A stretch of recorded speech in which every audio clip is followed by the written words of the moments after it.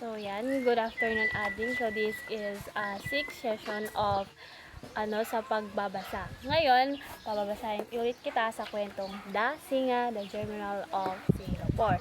Pagkatapos mo basahin yan, may sasagutan ko or may mga itatanong ako sa'yo na iyong sasagutan.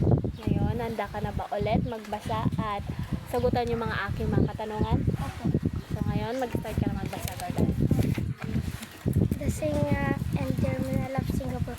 Sang nilang native and adventure. He was crystallized by nature and eager to travel to faraway places. He loved hunting wild animals.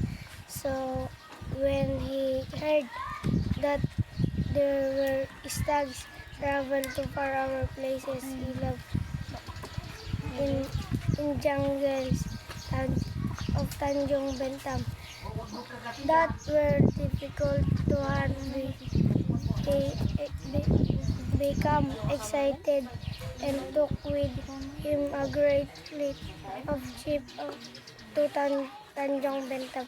When the king arrived on the island, he and his subject embarked on a hunting expedition that lasted several hours, during which they slew many wild and savage beasts, but found no stags. This disappointed the king, leaving him with a sense of unfulfillment in his earth. Suddenly, a large stag darted out of bushes in front of Sang Nilantama, giving the king a shock. But the king quickly drew his silver dagger and hurled it at the stag, only grazing the animal. The stag began to run, and the king pursued in the 2 days.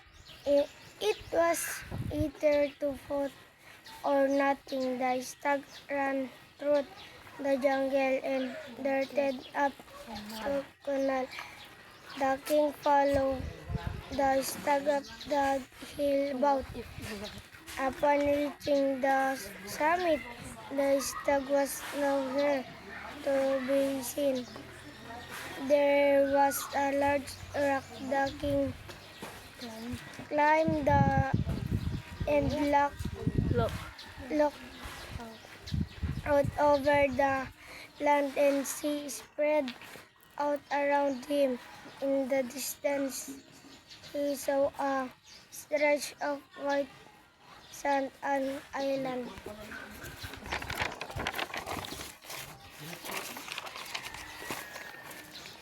Sang Nilantama was fascinated by nature.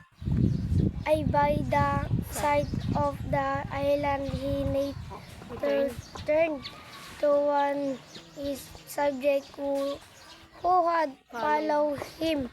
What is the name of island? The king asked. The subject looked into the distance and smiled. The is Temasek, our highness. Then we are going, the king declared.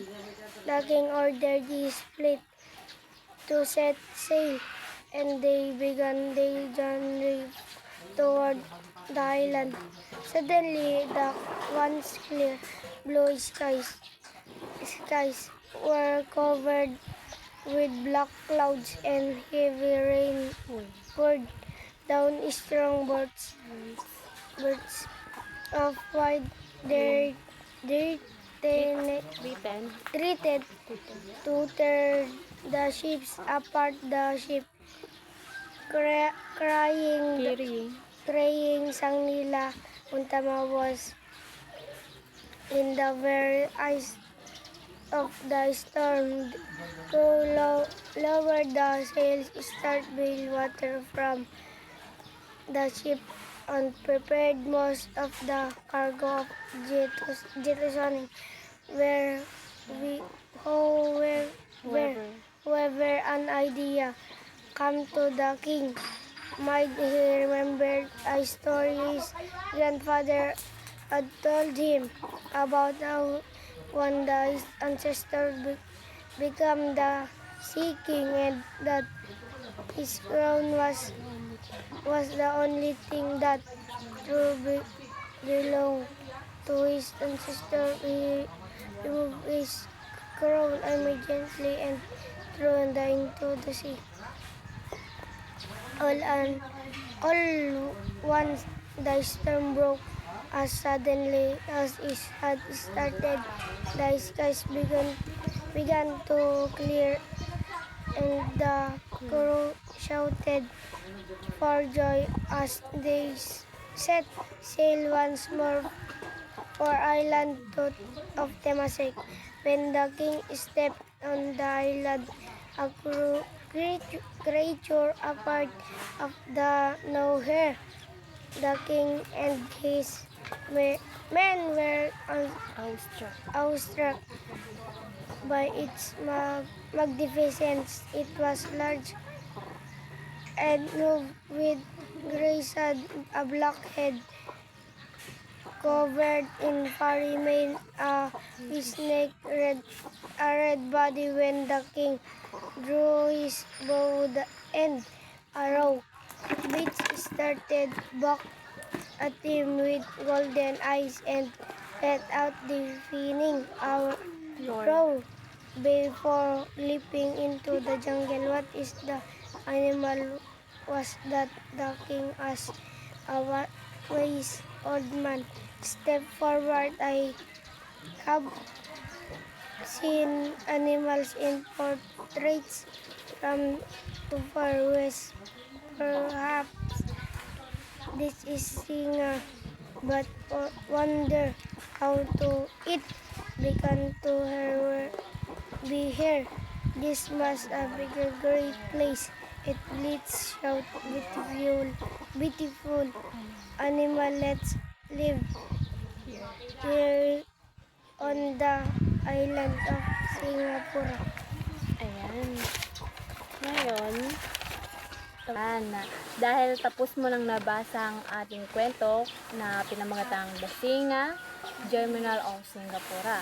Ngayon, may naintindihan ka naman siguro sa binasa natin. Sa ilang beses natin ulit na binabasa yun, may naintindihan ka na, hindi ba? Opo. Ngayon, may mga katanungan ako na inihanda para sa'yo. Handa ka na ba? Okay. Ngayon, ito ang unang katanungan ko. Isulat mo lang dito sa papel lang yung mga sagot, no? Tapos, mamaya, babasahin mo. Unang katanungan. Paano kung ikaw ang hari sa kwento? Kaya mo bang itapon ng korona na ipinamana ng inyong angkan para sa inyong kaligtasan? Paano kung ikaw ang hari sa kwento? Kaya mo bang itapon ang korona na ipinamana ng inyong angkan? Kaya mo bang itapon ito para sa inyong kaligtasan?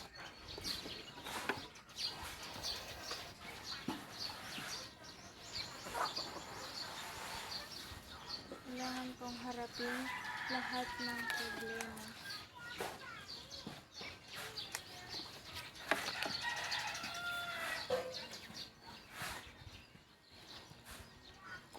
Okay na?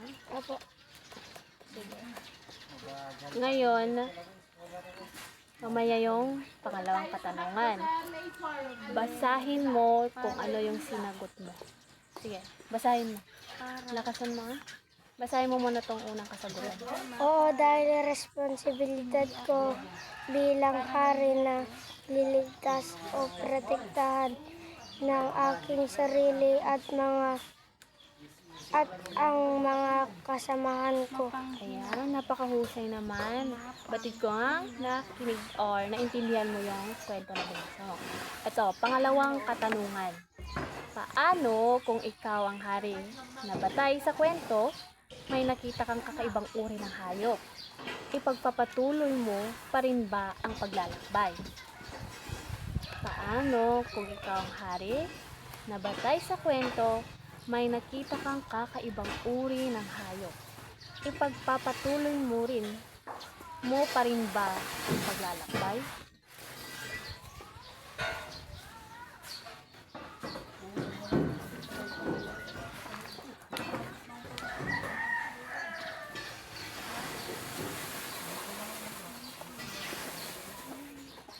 Tapos na po.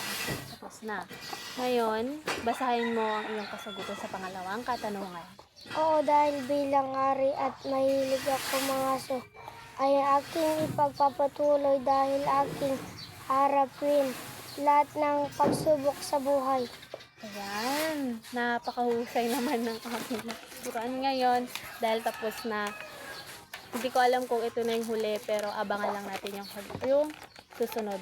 Naintindihan ba? Opo. Ngayon, ito na ang pagtatapos ng ating pagbabasa at maraming salamat sa iyong kooperasyon. Yehey!